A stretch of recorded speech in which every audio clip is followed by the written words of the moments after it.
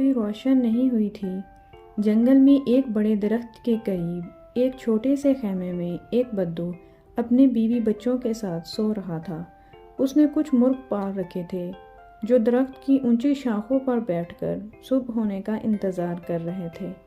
وقت گزر رہا تھا اور صبح قریب آ رہی تھی۔ ایک بوڑھے مرغ کی آنکھ کھلی۔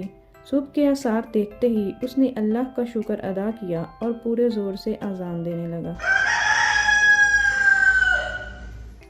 جنگل میں ایک بھوکی لومڑی نے اذان کی آواز سنی تو درخت کی طرف بھاگی۔ قریب آ کر ادھر ادھر دیکھا، کچھ نہ پایا تو اوپر نگاہ اٹھائی۔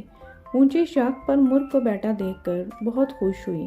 جی للچایا کہ اسی کو ناشتہ بنایا جائے، مگر مرغ کو کس طرح نیچے لائے کیونکہ وہ تو اونچی شاخ پر بیٹھا تھا اور لومڑی زمین پر۔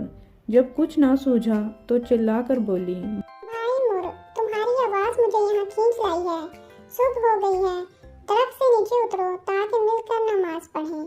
تم تو جانتے ہو کہ باجماعت نماز کا بڑا درجہ ہے۔ مرغا بھی تجربہ کار تھا، لومڑی کی مکاری سمجھ گیا، شاخ پر بیٹھے بیٹھے بولا، بی لومڑی، آپ کا آنا مبارک، مگر امام کے بغیر نماز باجماعت کیسے ہوگی؟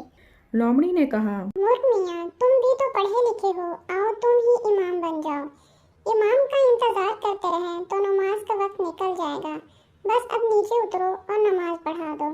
مرغ نے بھی اوپر بیٹھے بیٹھے ہی جواب دیا، بی لومڑی، آپ گھبرائیں نہیں، امام یہی موجود ہے، اس خیمے میں سو رہا ہے۔ اتنے میں بدو بھی اپنے خیمے سے باہر نکل آیا تھا۔ لومڑی نے جب بدو کو دیکھا تو وہ بھاگ گئی۔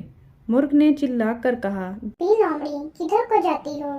نماز کا وقت گزر رہا ہے، آؤ نماز پڑھیں۔ لومڑی گھبراہٹ میں بھاگ رہی تھی، بھاگتے بھاگتے ہی بولی، بھیا میرا وضو ٹوٹ گیا ہے، ابھی وضو کر کے آتی ہوں۔ پیارے بچوں، اس کہانی سے ہمیں یہ سبق ملتا ہے کہ مکاری اور چالاکی ہر جگہ کام نہیں آتی۔